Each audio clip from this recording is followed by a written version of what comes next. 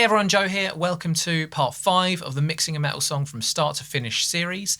This part is called Macromixing. I'm going to be focusing on the mix as a whole, making some changes to get everything sounding cohesive.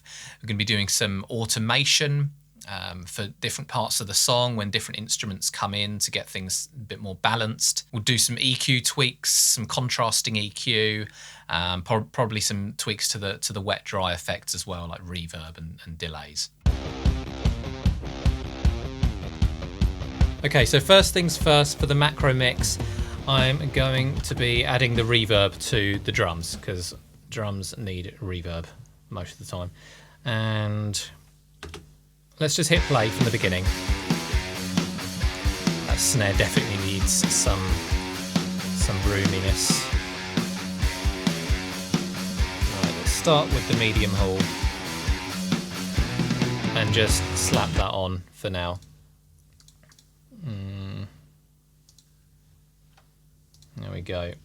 And then of course we'll be making adjustments as needed. I just want to hear what the reverb sounds like exactly. Way too long. For drums, I don't want so much pre-delay.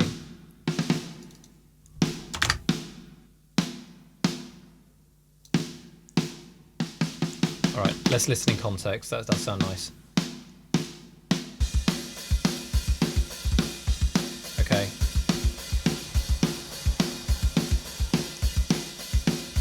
I just want to hear what it sounds like across the whole kit, but we're not going to be putting it on the bus.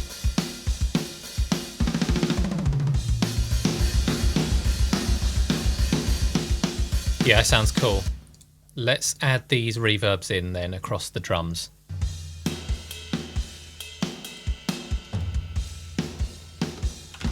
Cool. With this kind of fast metal, I don't want like lots of reverb because it will just start sounding messy, especially when you have so many snare hits. In fact, I'm probably going to bring that tail a bit shorter.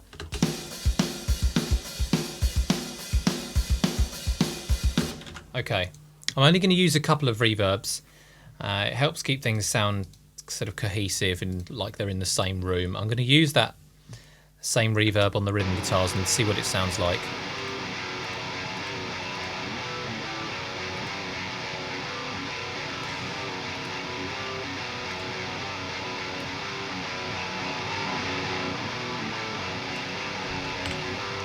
Not too much.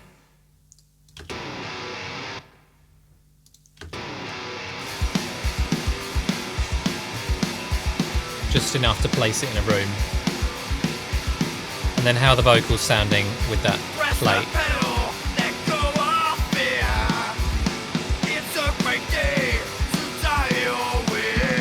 I want to get that distortion on the vocals now.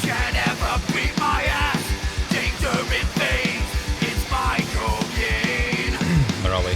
Keep in mind, your place is far behind. Demon racer, got into death fight. Try to catch me. Beware of fire. I breathe. Press the pedal. Let go of fear. Cool. It's a quick. We're getting a lot of sibilance as well. So I'm going to go for. Well, you can use a de-esser, or I've got the Waves sibilance plugin, which is a de-esser basically. It's just a bit smarter as a look-ahead feature, so those S sounds aren't going to be so harsh if we use this. Try to catch me. Beware of fire. I breathe. Press the pedal. Let go. You can see and hear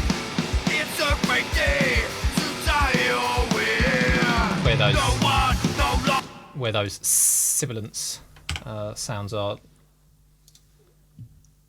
Where's the... It's a great day. I just want to show you exactly what it's doing. So great.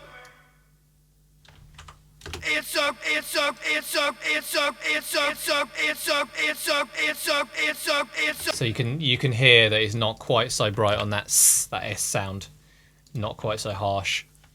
Yeah.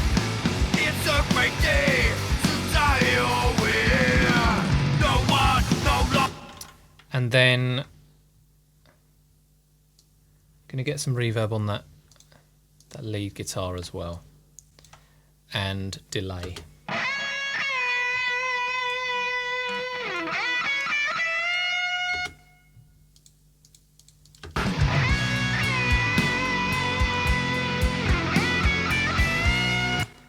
It's already got a little bit of delay on.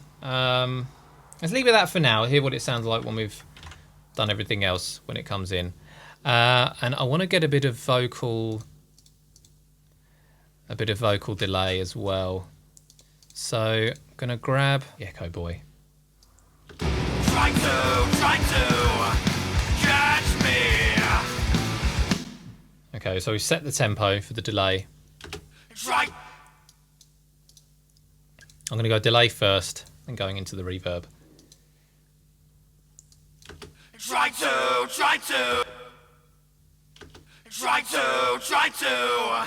catch me. Beware of fire.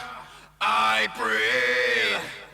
Press the pedal. Let go of fear. Really short feedback, so it's dropping out before it reaches that next phrase, or it's going to start to sound messy. Try to catch me. So it stops before it gets there, but it's giving a bit of that room sound that we want.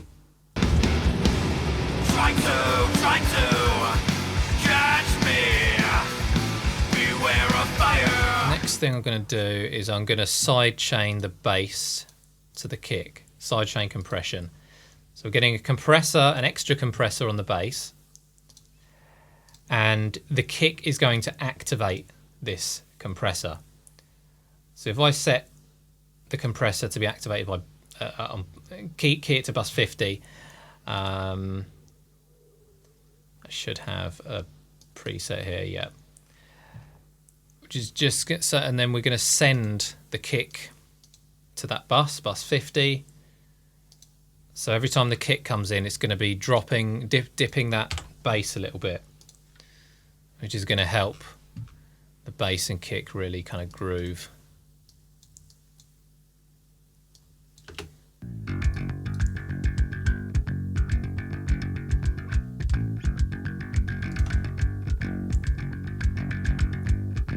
I want to do something on the choruses to differentiate it with the rest. Right. Now for this chorus, what I'm going to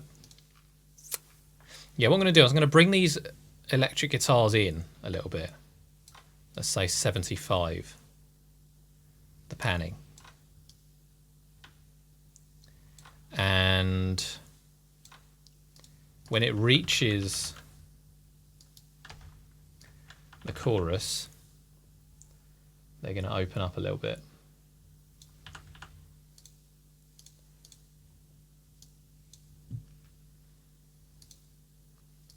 To widen things out.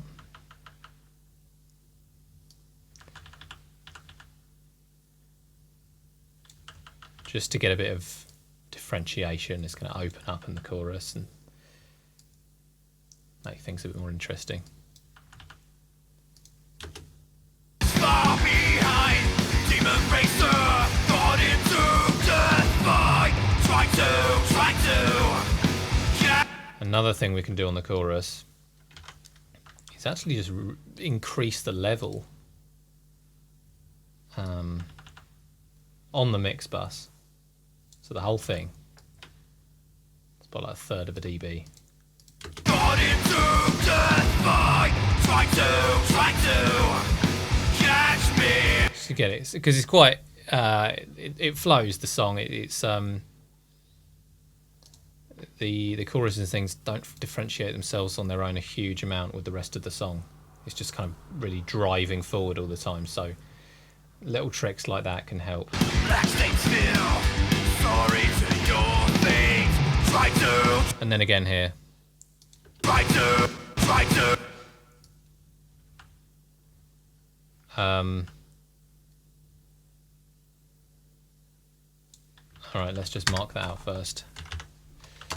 Chorus 2. It's a great day to die or win. Then there. Solo. I want to make sure that sounds smooth and that it's not noticeable.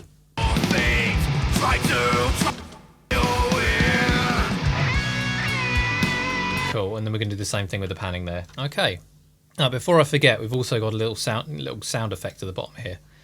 And let's see what it sounds like. It's like a car driving sound effect, just for thematic reasons.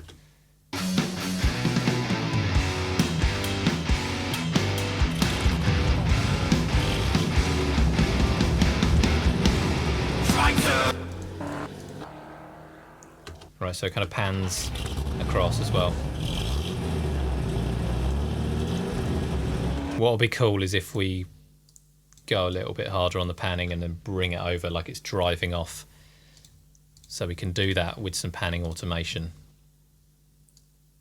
And with the cut off there, let's fade it out. And fade this one in. And I'm going to EQ these.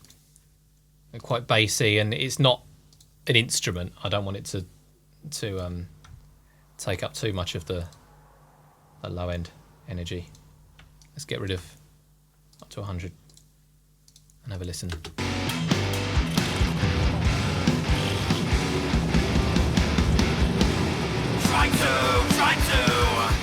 All right, that's cool. Again, it's got too much body. I don't want it to sort of obscure what we're hearing on the instruments, and add a bit of reverb as well. Quite a fair amount. Put it more in the background. It's the kind of the depth domain of your mix. It can help to make things sound like it's further away.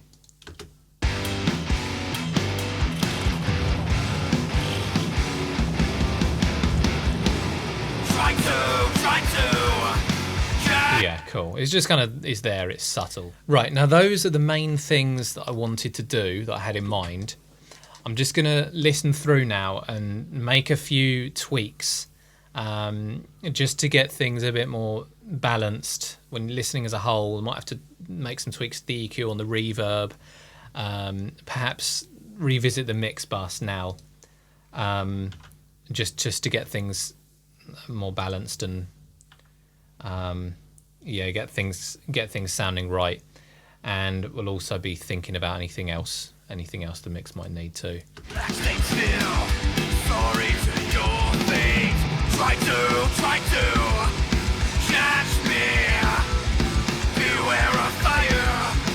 Okay, so that's sounding good to me. I think that's it for this step. I just boosted the rhythm guitars a little bit. I don't want to go full death magnetic, but I wanted a bit more of the guitar for the genre. It works well. I've also used the Waves Smack Attack on the kick and the toms. It's just really easy way to get a bit of extra presence, bit of punch, basically. And I adjusted the EQ slightly on the low end across the board. Really, the rack tom was too kind of boomy. The bass was starting to get a bit messy. I just tightened things up. I moved that EQ boost a bit further away from the kick, and then dropped to around 77 hertz by just under a dB as well. It was starting to get a bit heavy on the low end, but that's sounding good. Next up, the final step, we're just going to be listening through the whole thing, looking if there's anything else we need, thinking of some final little touches that we can make to sweeten things. I'm thinking a bit of automation on the delay, sort of when we're coming out of phrases, a little bit of a longer delay, and things like that. Yeah, just basically a full listen through, making sure we're completely happy with everything. We're almost there now. It's sounding great. Just got a few finishing touches I just want to make before calling it a day on the mix. So in part 6, it's called Final Touches. You're listening through the whole track and making some little tweaks, get everything sound just right, get it ready for mastering, and we'll talk about how to know when a mix is done. So leave a like if this video helped you, hit that subscribe button so you can catch that final episode, and as always, thank you so much for watching, and I'll see you next time.